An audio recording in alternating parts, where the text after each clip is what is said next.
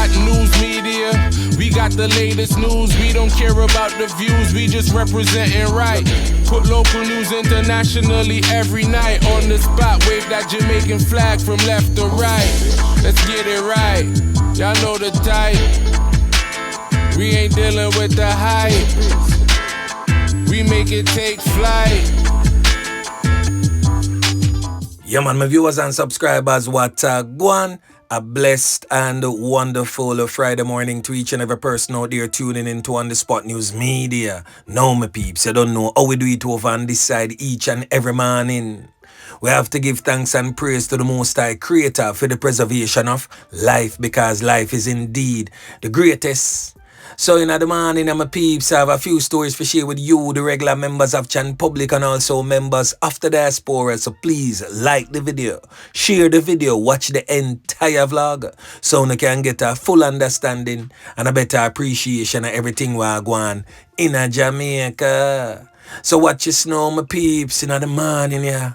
We're going to kick it off with some updates before we get into this morning's fresh set of stories. Now, as the entire nation is presently dealing with the passage of Hurricane Melissa and the rebuilding and cleaning up efforts, some of the criminal elements are back to their good old dirty nasty ways. Yeah man, the knockings and clappings continues. Now, I could deal with the update before we get into the fresh set of stories.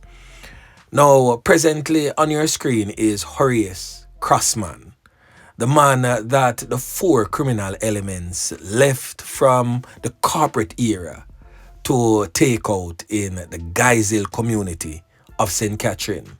So this man was the intended target before the police would have cornered the four and took them out.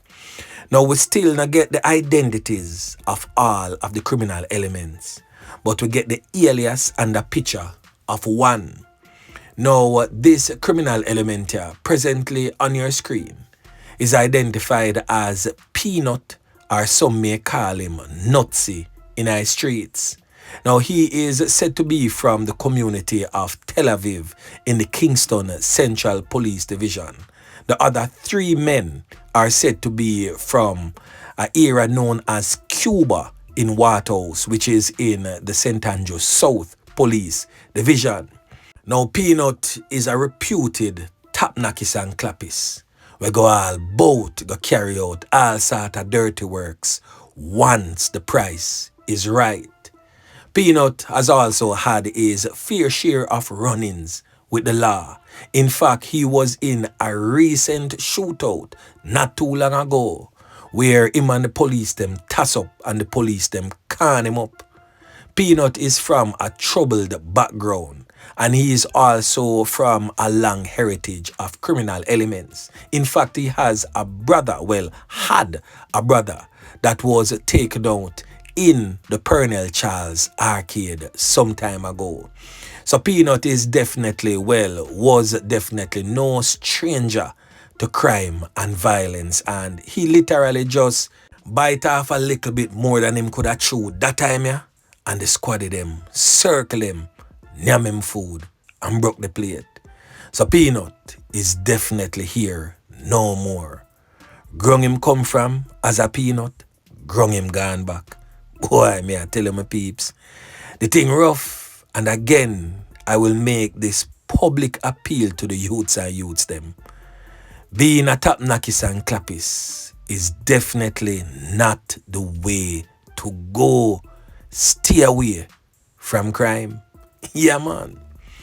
Now, in this morning's fresh set of stories, we're going to kick it off over there in the troubled, war-torn, crime-riddled Kingston Eastern Police Division.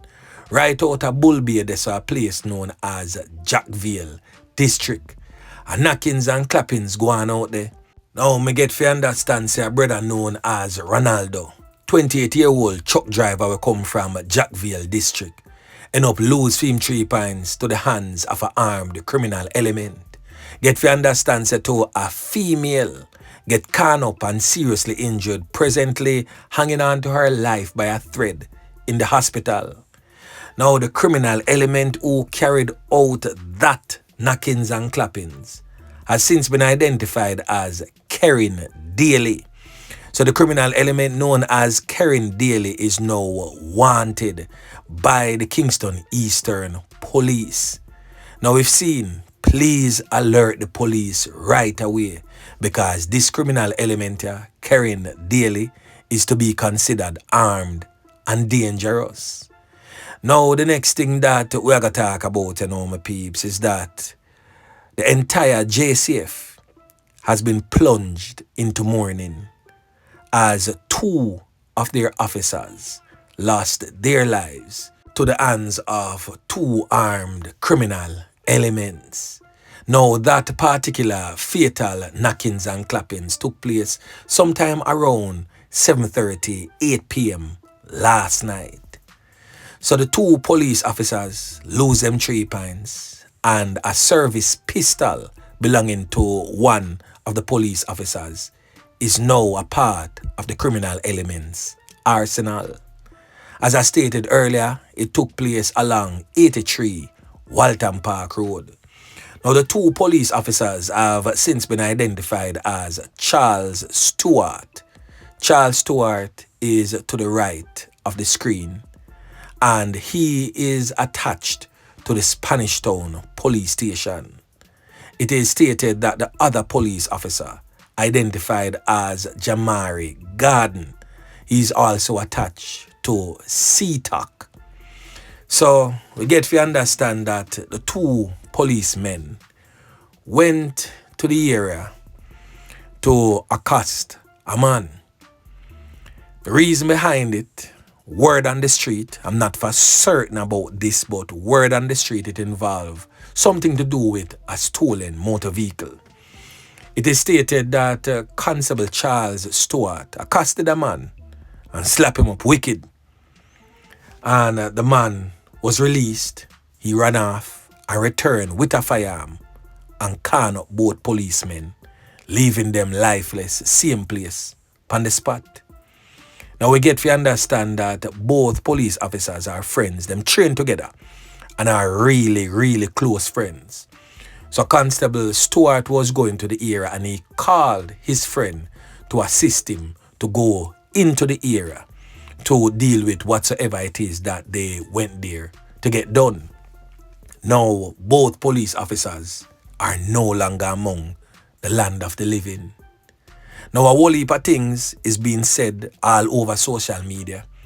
I will not repeat same until I can get the full comprehensive report on what actually happened and what actually made them go to that particular area in the night. Because for those who don't know, 83 Lane, a dirty place. A whole heap of tap knockers and clappers come from in a little mud puddle, a real crab up area. So it just leaves one to wonder why two off-duty police officers would have ventured into that area without calling the necessary support that they know for sure that they would have needed entering into that area. But anyway, as I stated earlier, until me get the full comprehensive details about the happenings of that particular knockings and clappings, I won't say certain things as yet. Now the two criminal elements who have been deemed as the knockers and clappers surrounding the fatality of the two officers are presently on your screen.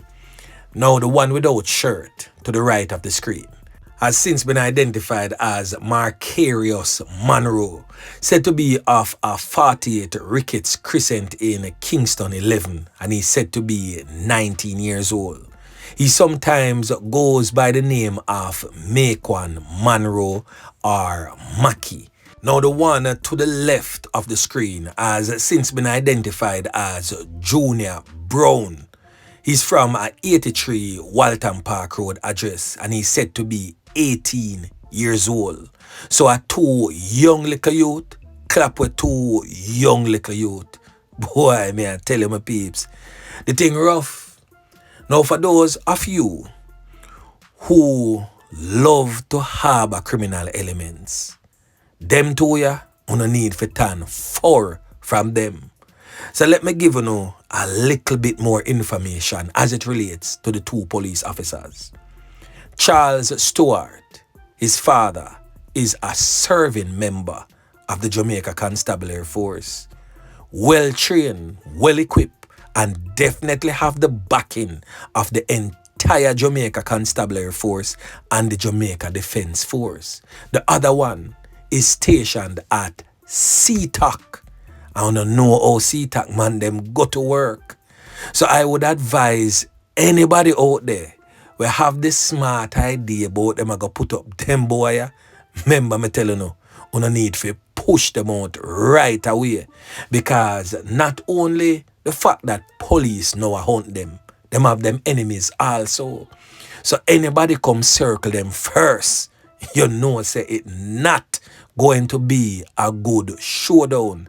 And if you are caught in close proximity of these criminal elements, as in harboring them in your premises or in your immediate company, you too are likely to get caught up from either by the police or by the knockers and clappers them who they are definitely enemies with.